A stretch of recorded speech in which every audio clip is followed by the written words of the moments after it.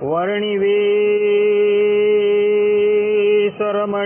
दर्शनं मन्दहासरुचिराननाम्बुजम् उदितं सुरनरोत्तमैर्मुदा धर्मनन्दनमहं विचिन्तये। अस्मद्गुरु समारम्भां नाथयामो न मध्यमाम् लक्ष्मीवल्लभपर्यन्तां वन्दे गुरुपरम्परा वन्दे गुरुपरम्परा। सहजानंद स्वामी महाराज ने जय। श्री नारायण मुनिदेवनी जय। श्री राधा राधा बिहारी लालनी जय। असतो मा खड्गमय तमसो मा ज्योतिर्गमय मृत्युर्मा अमृतं गमय। ओम शांति शांति शांति। निखिल है प्रत्यनेक कल्याण एकतान श्वेतर समस्त वस्तु विलक्षण अनंत कोटि ब्रह्मांड नायक श्रीदेवी भूदेवी नीला देवी श्री राधा देवी ते समलंकृत सर्व अवतारना अवतारी सर्व कारणना कारण परब्रह्म परमात्मा भगवान श्री हरिनी महती कृपाथी આપણે બધા માનવ જીવનના સર્વોત્કૃષ્ટ લાભ એવા સત્સંગને માટે ઉપસ્થિત થયા છે। ઉપસ્થિત થનારા દરેક ભગવત ભક્તોના હૃદયની અંદર અપરોક્ષ રૂપે બિરાજમાન એવા એ જગત કારણ તત્વ ભગવાન શ્રી હરિના ચરણારવિંદરની અંદર હું સાષ્ટાંગ દંડવત પ્રણામ કરી આજની આ કથાનો શુભારંભ કરું છું। ભક્તો, આજની આ કથાની અંદર આપણે બધા ધરાતલની ઉપર પરમહંસ ધર્મનું પ્રવર્તન કરવા માટે પ્રગટ થયેલા ઋષભદેવ ભગવાનનું ચરિત્ર જે છે એ શ્રવણ કરશે। સર્વપ્રથમ અવતાર એટલે શું એના પર થોડી વાત આપણે શ્રવણ કરીએ તો સંસ્કૃત વ્યાકરણની અંદર અવતૃ ધાતુ છે ને અવતૃ ધાતુ પરથી અવતાર શબ્દ નિષ્પન્ન થયો છે અને એનો અર્થ થાય છે કે પોતાની જે સ્થિતિ છે એના પરથી નીચે ઉતરવું। સરળતાથી અર્થ કરીએ તો અક્ષર બ્રહ્મધામની અંદર જે પુરુષોત્તમ નારાયણ બિરાજમાન છે એ ધરાતલની ઉપર કોઈક કાર્યને અર્થે સજાતીય દ્વિતીય રૂપ ધારણ કરીને તે યોનિની અંદર પ્રગટ થાય તેને અવતાર કહેવાય। યતીન્દ્રમત દીપિકાની અંદર શ્રીનિવાસ આચાર્ય 10મા અવતારની અંદર તથા હરિવાક્ય સુધા સિંધુની સેતુમાલા ટીકાની અંદર પંચાળાના 5મા અને 6ઠા વચનામૃતની ટીકામાં આચાર્ય શ્રેષ્ઠ રઘુવીરજી મહારાજ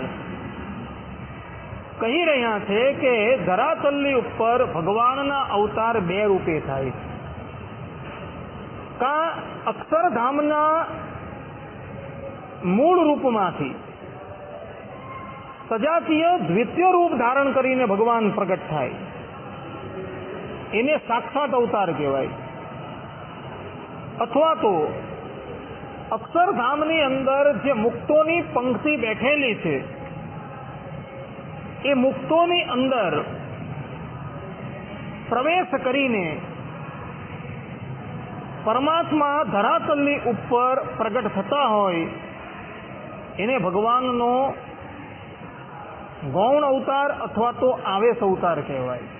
જેની અંદર પરશુરામ છે, નારદ છે, સંકાદિક છે, પૃથુ છે, એ બધા આવે છે। જ્યારે ભગવાનના સાક્ષાત અવતારની અંદર ભગવાન શ્રી કૃષ્ણ છે, ભગવાન શ્રી રામ છે, ઋષભદેવ ભગવાન છે, નરનારાયણ દેવ છે, ભગવાન શ્રી હરિ છે ને ઈષ્ટદેવ ભગવાન સ્વામિનારાયણ છે। આ જે ભગવાનના જે અવતાર થાય એ સાક્ષાત અવતાર કહેવામાં આવે છે। આવેશ અવતારની અંદર જ્યાં સુધી એ મુક્તની અંદર ભગવાનનો આવેશ હોય ત્યાં લગીન એ સાક્ષાત પુરુષોત્તમ નારાયણ કહેવાય.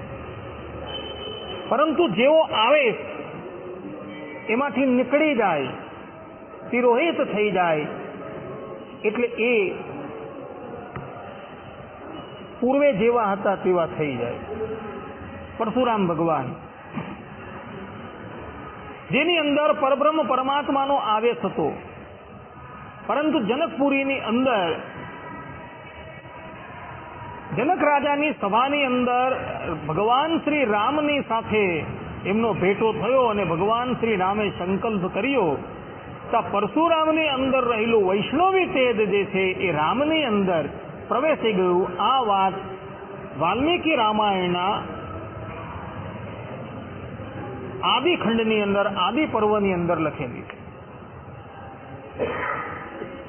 એટલે ભગવાનના જે આ અવતારો જે છે એ ધરાતલની ઉપર બે રૂપે થાય છે એવું આપ્તજનો કહે છે. ઋષભદેવ ભગવાન જે છે એ સાક્ષાત પરબ્રહ્મ પરમાત્માનો અવતાર છે. પરબ્રહ્મ પરમાત્મા સજાતીય દ્વિતીય રૂપ ધારણ કરીને પરમહંસના ધર્મ પ્રવર્તવાને અર્થે મનુષ્ય યોનિની અંદર પ્રગટ થયા હતા. વાત એવી હતી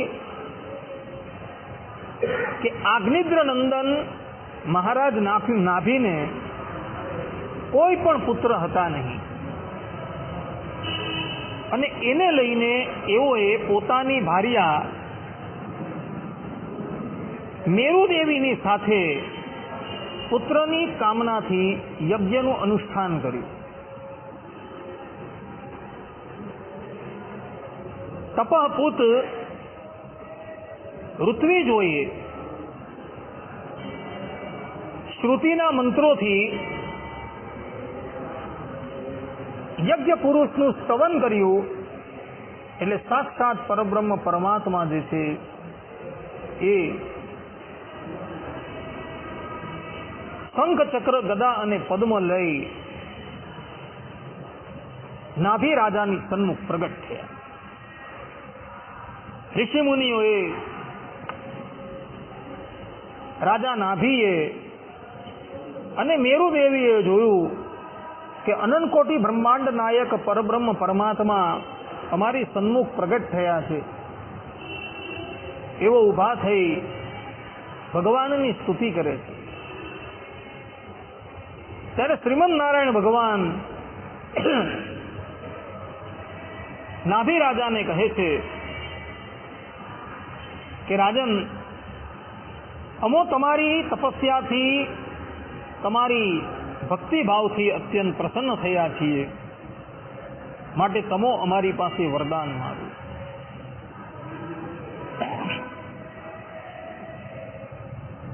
પ્રભુની વાત સાંભળી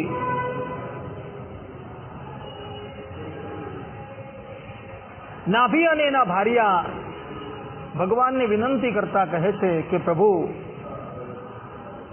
આપ જ અમારા ઘરે પુત્ર રૂપે પ્રગટ થાઓ. આ પ્રમાણે જ્યારે ભગવાનને કહ્યું એટલે પરમાત્મા નાભી રાજાને કહે છે કે રાજન, તમે તો ઘણો દુર્લભ વર માંગેલો છે, છતાં પણ મારું આરાધન ક્યારેય પણ નિષ્ફળ જતું નથી. હું જ તમારા ઘરે પુત્ર રૂપે પ્રગટ થયું. આ પ્રમાણે કહી ભગવાન શ્રી હરિ નાભી રાજાની અંદર પ્રવેશ કરી જાય છે અને વૈદ્ય દીક્ષાથી નાભી રાજા પોતાની ભાર્યા મેરુ દેવીની અંદર એ વૈષ્ણવી તેજ જે છે એ પ્રવેશ કરાવે છે. વૈદ્ય દીક્ષા એટલે શું?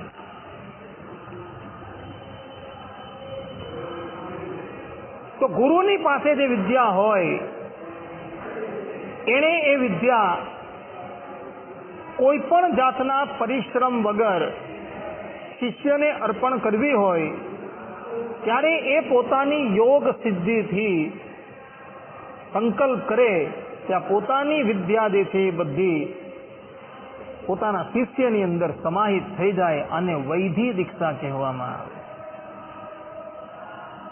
ઋષભદેવ ભગવાનનું પ્રાગટ્ય જે થવાનું છે એ કોઈ મૈથુની સૃષ્ટિથી થયું નથી, પરંતુ વૈધિ દીક્ષાથી થયું. સમય જતા 9 મહિનાના અંતે મેરુ દેવીના ઉદર થકી એક બાળકનું પ્રાગટ્ય થયું છે.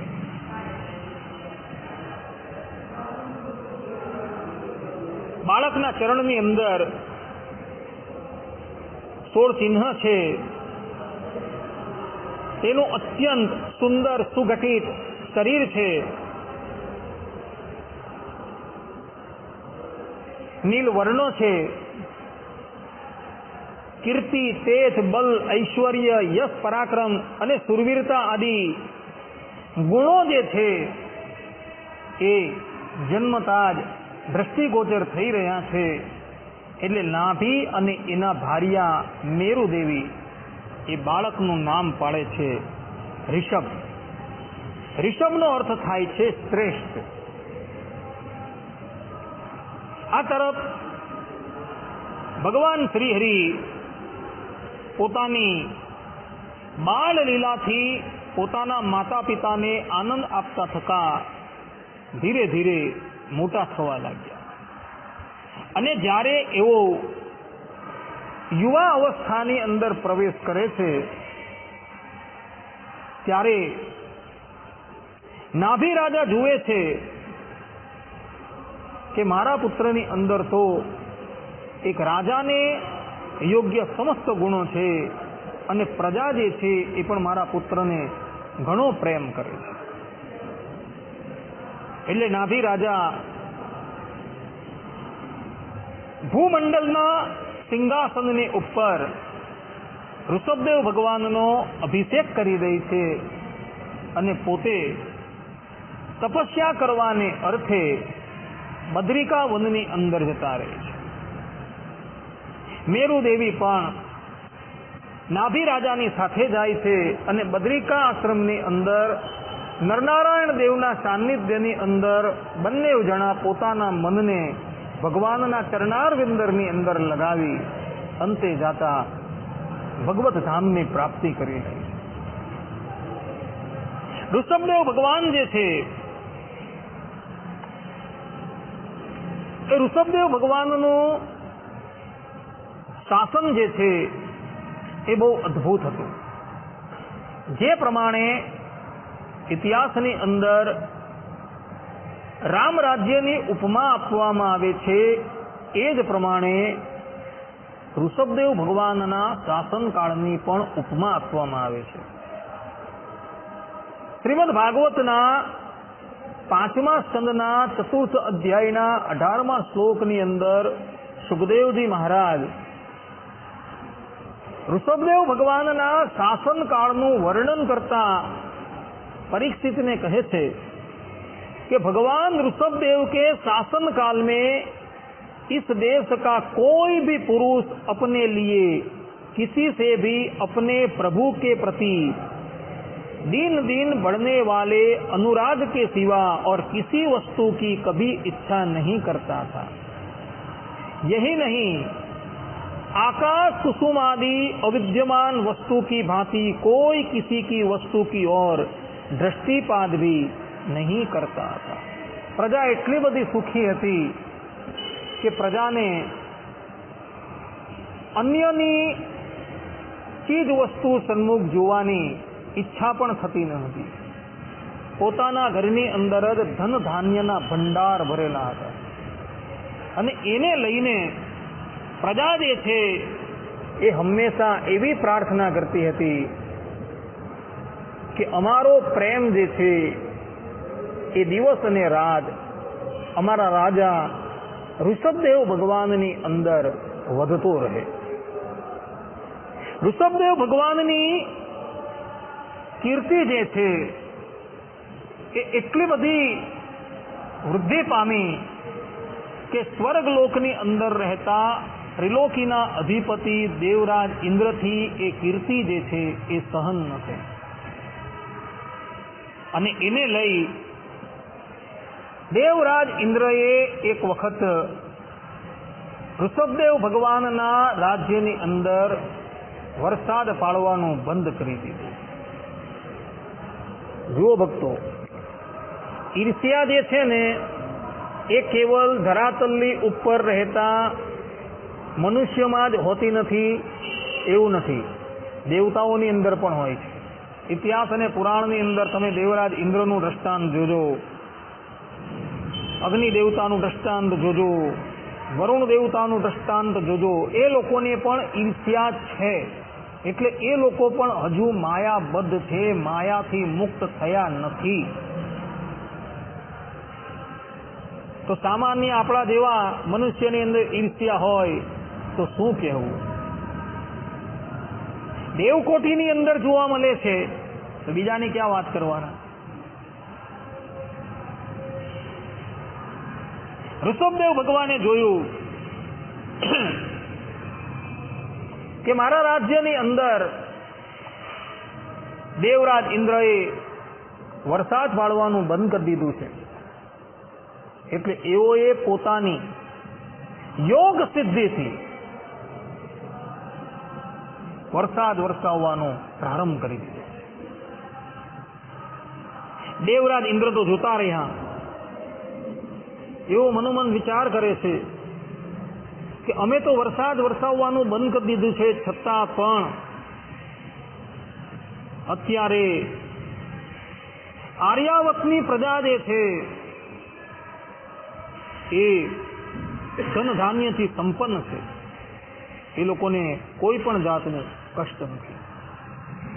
દેવરાજ ઇન્દ્ર ઋષભદેવ ભગવાનની પાસે આવે છે અને પોતાના અપરાધની ક્ષમા માંગે છે અને કહે છે કે પ્રભુ,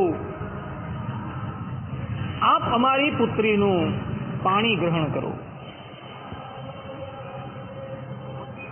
ઋષભદેવ ભગવાન કહે છે કે ભલે.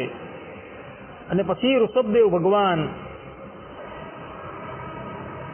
દેવરાજ ઇન્દ્રની પુત્રી જયંતીની સાથે લગ્ન કરે છે અને જયંતી થકી એમને 100 પુત્રની પ્રાપ્તિ થાય. એ જમાનો ભક્તો સતયુગ હતો. સતયુગની અંદર મનુષ્યની આયુષ્ય 1,00,000 વર્ષની હતી.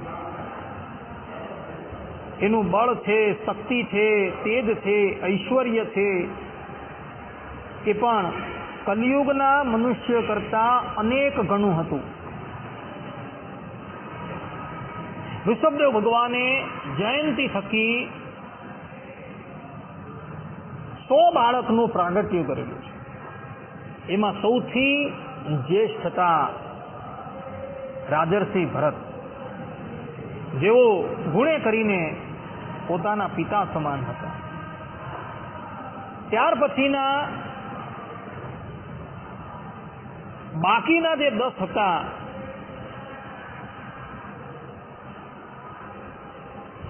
એમાંથી 9 જણા જે હતા એઓએ સંસારનો ત્યાગ કરી દીધો. એ લોકોએ જોયું કે સંસાર તો નાશવંત છે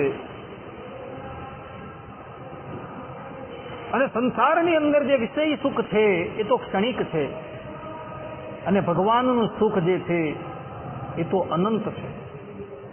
એ લોકોએ પોતાના પિતાની આજ્ઞા લીધી અને ઘરનો ત્યાગ કરીને એઓ તપસ્યા કરવા માટે જતા રહ્યા અને તપસ્યા એ કરી એ લોકો સિદ્ધ ગતિને પામી ગયા અને 9 જણા જે હતા એ 9 યોગેશ્વર હતા. કવિ, હરિ, પીપલાયન. શ્રીમદ ભાગવતના એકાદશ સ્કંદના 1 થી 5 અધ્યાયની અંદર નિમિ રાજા સાથે એનો સંવાદ આવે છે. ને નિવૃત્તિ માર્ગના એ લોકો પ્રવર્તક થયા અને ભગવાનના અત્યંત પ્રિય થઈ ગયા હતા. અને બાકીના જે 81 પુત્ર હતા એ લોકોએ પણ મનમાં વિચાર કર્યો કે જે માર્ગની ઉપર આપણા ભાઈઓ ગયા છે એ જ માર્ગ પર આપણે જઈએ. એ 81 પુત્રો જે હતા એઓ પોતાના પિતાની રજા લઈને પોતાના આ જ શરીરે બ્રાહ્મણત્વ પ્રાપ્ત કરવાને અર્થે તપસ્યા કરવા લાગ્યા. અને હજારો લાખો વર્ષ પર્યંત તપસ્યા કરીને એ લોકો ક્ષત્રિયમાંથી બ્રાહ્મણત્વને પ્રાપ્ત કરતા હતા. અને બાકીના જે પુત્ર હતા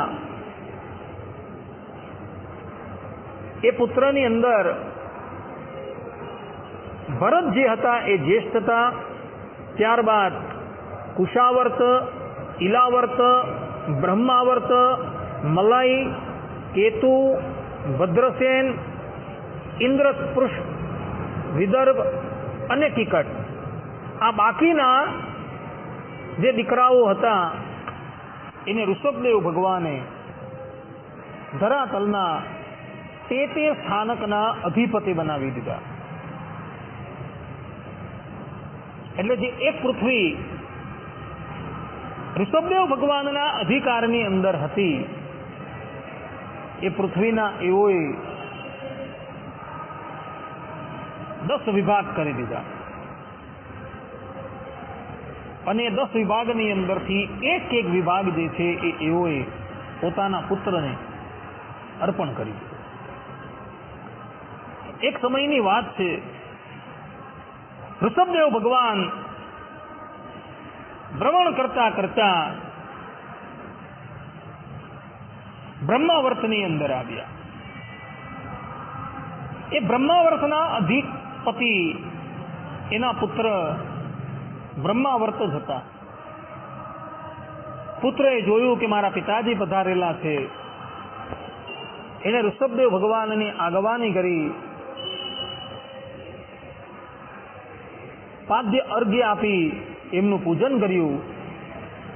અને ઋષભદેવ ભગવાન જ્યારે સ્વસ્થ થઈને બેઠા ત્યારે પુત્ર બ્રહ્માવર્ત અને એની પ્રજા જે છે એ ઋષભદેવ ભગવાનની સન્મુખ હાથ જોડીને બેઠી.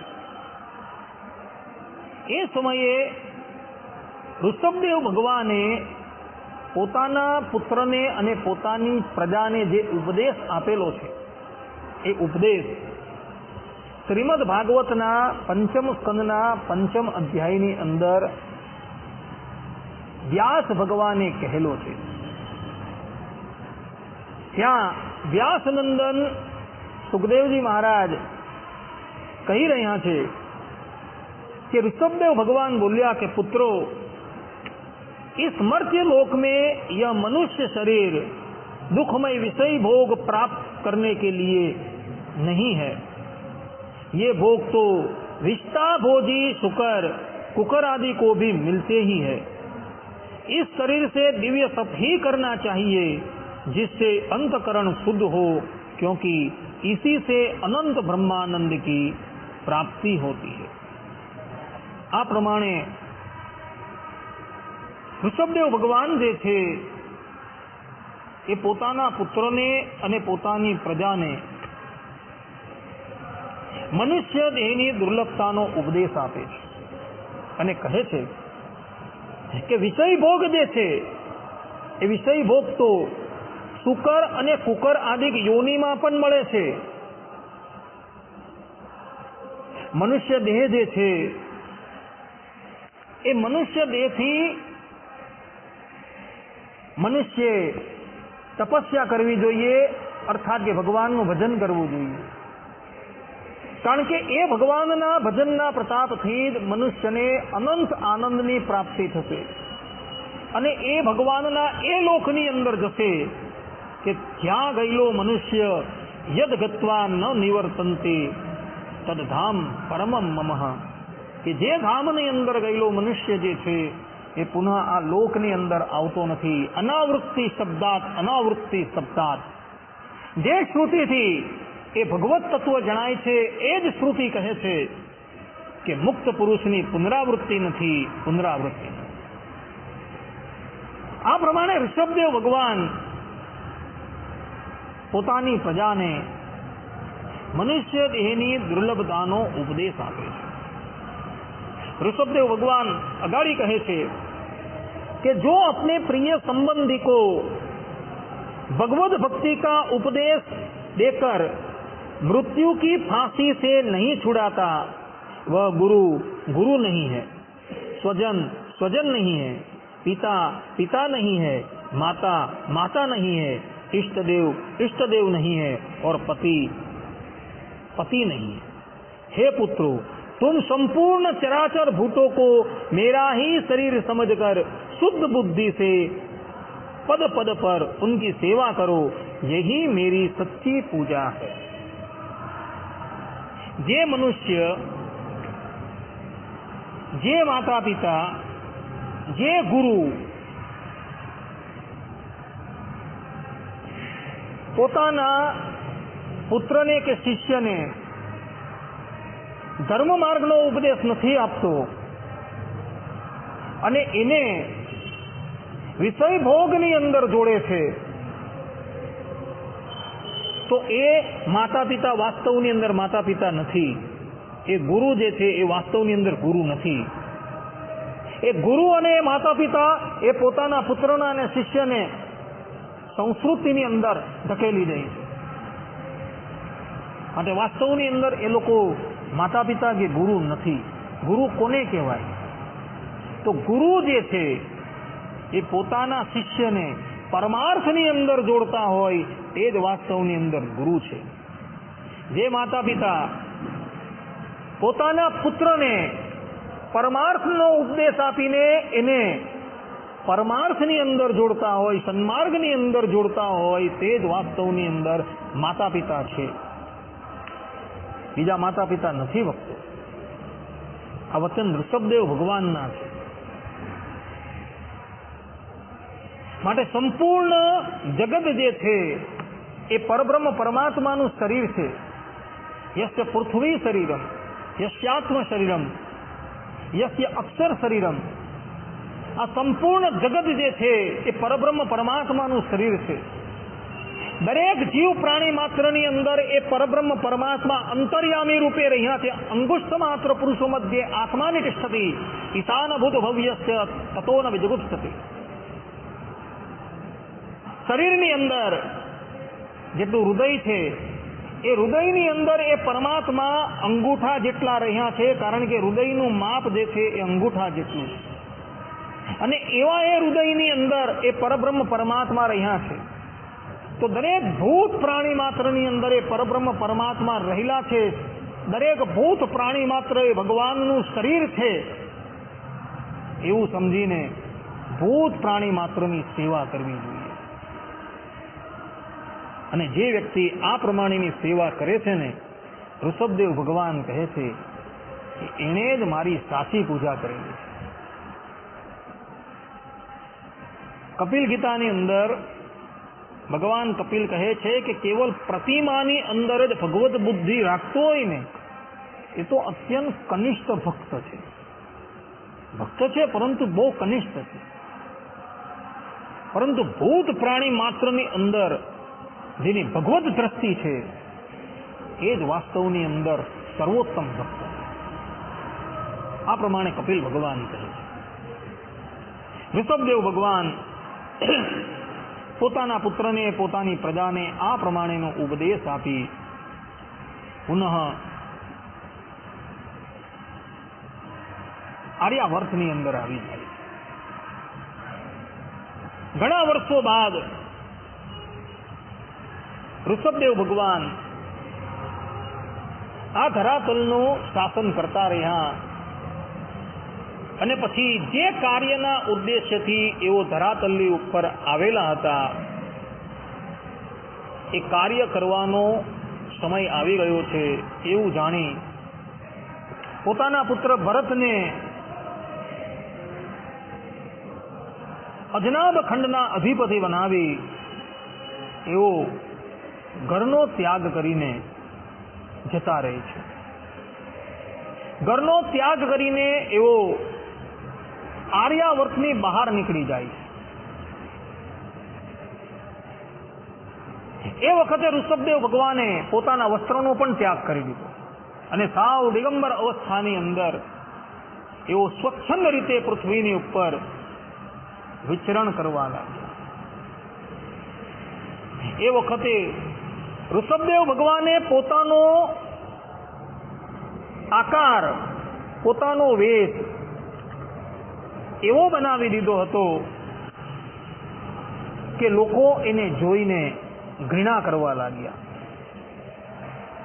કેટલાય દિવસોથી એને સ્નાન નથી કરેલું અને એને લઈને એના શરીરની ઉપર ધૂળના થથોરા બાજી ગયા છે. એમના વાળ જે છે એ વાળ પણ અત્યંત મલિન થઈ ગયા છે. બધા જ લોકો એને જોઈને ઘૃણા કરવા લાગ્યા. કોઈક વ્યક્તિ એને અપશબ્દ બોલવા લાગ્યો. એનો વેશ જોઈને કેટલાક લોકો એનું તાડન કરવા લાગ્યા. કોઈ એના પર લઘુ શંકા કરવા લાગ્યા તો કોઈ એના પર દીર્ઘ શંકા કરવા લાગ્યા. પરંતુ ઋષભદેવ ભગવાનને પોતાના શરીરની અંદર અહમ બુદ્ધિ હતી જ નહીં.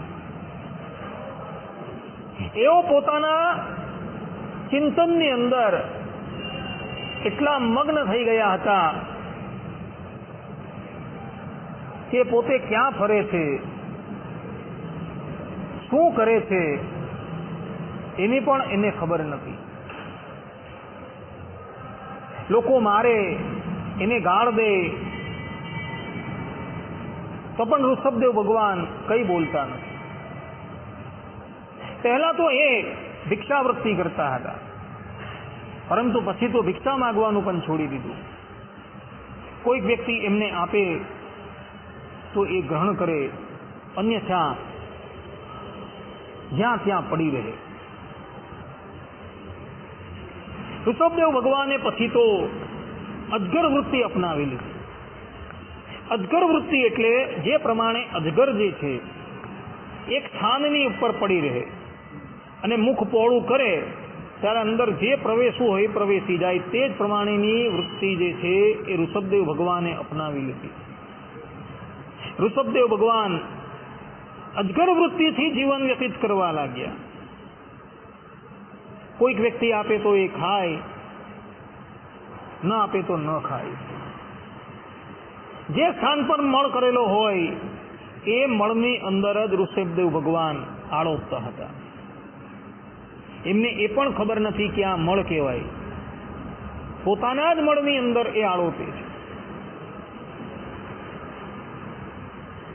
જ્યારે એવો ઉચ્ચતમ પરમહંસની સ્થિતિ પર પહોંચી ગયા ત્યારે અષ્ટસિદ્ધિ એમની સન્મુખ આવીને ઊભી રહી ગઈ અને એમના પ્રત્યે બોલી કે અમારી સેવા સ્વીકાર કરો. જે અષ્ટસિદ્ધિનું નિર્માણ કરનારા એ પોતે છે. એ અષ્ટસિદ્ધિ હંમેશા લાલાયિત રહે છે કે પરબ્રહ્મ પરમાત્મા અમને કંઈક સેવા આપે. જેમના ચરણની વંદના ભવ બ્રહ્માદિક દેવતાઓ કરે છે, ઇન્દ્રાદિક દેવતાઓ એ પરબ્રહ્મ પરમાત્માના ચરણારવિંદની રજને લઈ પોતાના મસ્તકની ઉપર ચડાવે છે અને પોતાને ગૌરવાન્વિત અનુભવ કરે છે. એ પરબ્રહ્મ પરમાત્માની સન્મુખ સિદ્ધિઓ આવીને ઊભી રહી છે અને કહે છે કે આપ અમારો અંગીકાર કરો. પરંતુ ઋષભદેવ ભગવાન પરમહંસનો ધર્મ પ્રવર્તાવવાને અર્થે પ્રગટ થયા છે, એટલે એઓએ એ સિદ્ધિનો સ્વીકાર નથી કરેલો. કારણ કે સાધકના જીવનની અંદર સિદ્ધિઓ જે છે એ વિઘ્ન કરતા છે. એ બતાવવાને અર્થે ઋષભદેવ ભગવાને સિદ્ધિઓનો આદર નથી કરેલો. સાધકના જીવનની અંદર સિદ્ધિ જે છે એ વિઘ્ન કરનારી થાય છે, જેનું દ્રષ્ટાંત આપણા જ સંપ્રદાયના દેવીવાળા મગનીરામ છે, જે ઈશ્વરની પ્રાપ્તિને અર્થે ઘરનો ત્યાગ કરીને જતા રહ્યા હતા, જેના ચરણની અંદર એના જ ગુરુએ પોતાની સમસ્ત સંપત્તિ અને પોતાની 2 કન્યાઓ અર્પણ કરવાની વાત કરી તો પણ એણે એનો સ્વીકાર નહીં કરેલો હતો. પરંતુ જ્યારે સરસ્વતી દેવીની આરાધના કરી અને સરસ્વતી દેવી જ્યારે એને વશ થઈ ગયા, ત્યારે એણે પરમાત્માને એક બાજુ મૂકી દીધી અને સિદ્ધિની અંદર લોભાઈ ગયા અને પોતાના વચનથી સરસ્વતી દેવી જે છે એના બધા જ કાર્ય જે છે એ કરવાના છે. અને એને લઈને એ દેવીવાળા મગનીરામ જે છે એ અસન માર્ગની ઉપર આરૂઢ થઈ ગયા, પરમાત્માની પ્રાપ્તિનો માર્ગ જે છે મૂકી દીધો અને એ ગલત માર્ગની ઉપર જતા રહ્યા. પરંતુ જ્યારે ભગવાન સ્વામિનારાયણનો ભેટો થયો અને સરસ્વતી દેવીએ કહ્યું કે તારી સન્મુખ જે છે, તું જેની સાથે સ્પર્ધા કરવાની વાત કરી રહ્યો છે એ કોઈ અવર નથી, પરંતુ સાક્ષાત પરબ્રહ્મ પરમાત્મા છે. તું તારો ભૂતકાળ વિચાર કે હું શેને માટે ઘર છોડીને આવેલો હતો, તારું એ લક્ષ્ય તું ભૂલી ગયો છે અને સિદ્ધિના ચક્કરની અંદર તું પડી ગયો છે. માટે જા, હજુ સમય છે, એ પરમાત્માના શરણની અંદર જા. અને જ્યારે સરસ્વતી દેવીએ કહ્યું એટલે દેવીવાળા મગનીરામના નેત્ર ખુલી ગયા અને પછી ભગવાન શ્રી હરિના શરણને પામ્યા. એટલે સાધકના માર્ગની અંદર સિદ્ધિ જે છે એ સિદ્ધિ વિઘ્ન કરનારી થાય છે.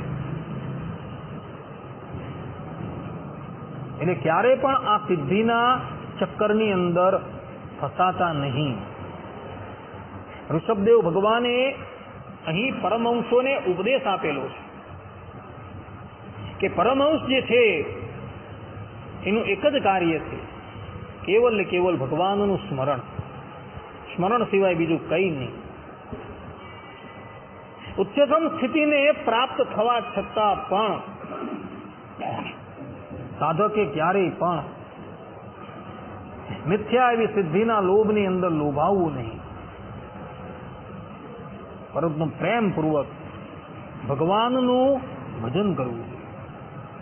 ઋષભદેવ ભગવાનનું શ્રીઅંગ જે છે એ એટલું બધું સુંદર હતું કે એને જોઈને કોઈ પણ કામિની જે છે એ મોહિત થઈ જતી હતી.